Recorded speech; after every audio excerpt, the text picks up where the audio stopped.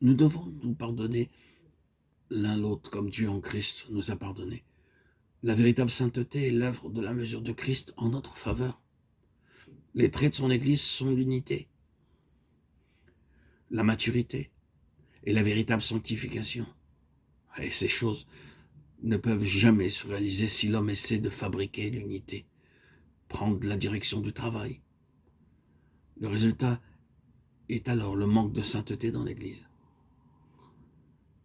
Ainsi, le Seigneur regarde l'Église et déclare qu'elle va être vomie de sa bouche, car ce n'est pas la véritable Église. C'est quelque chose que Christ abhorre. Si nous avons réellement le désir de connaître la plénitude de Dieu et le désir d'avoir communion avec Dieu et ses enfants, il nous faut poursuivre ces choses dans la maturité, dans l'unité en Christ, nous qui sommes ses membres, dans le pardon, dans la bienveillance, dans l'amour les uns pour les autres, pour constituer le corps de Christ, qui est son Église. Ne recherchons donc pas l'honneur du monde, l'argent, une position, des biens, la renommée. Cela ne doit pas être notre but.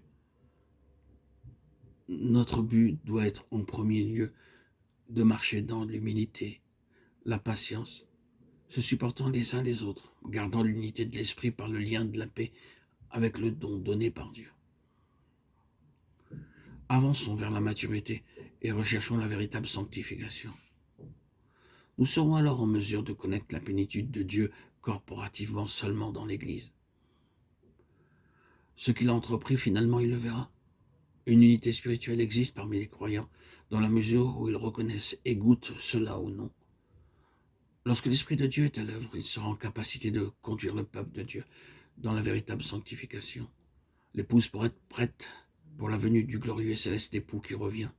Christ ne vient pas pour une prostituée, il vient pour une épouse. Nous devons nous souvenir que la marque d'une épouse est l'unité de l'esprit, la maturité en Christ, la véritable sanctification.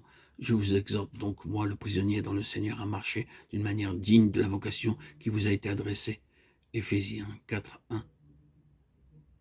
Dieu vous a appelé ainsi que moi-même à être un fils dans la famille du Père, à être un membre dans le corps de Jésus-Christ son Fils, à être des pierres vivantes dans l'habitation spirituelle que Dieu construit. C'est un appel céleste merveilleux. Paul se nomme lui-même le prisonnier du Seigneur. Ce point de vue de Paul, combien il est intéressant. Il était prisonnier à Rome, mais en réalité, il se considérait comme prisonnier du Seigneur. Sa vie fut jalonnée par cela à cause du merveilleux appel céleste.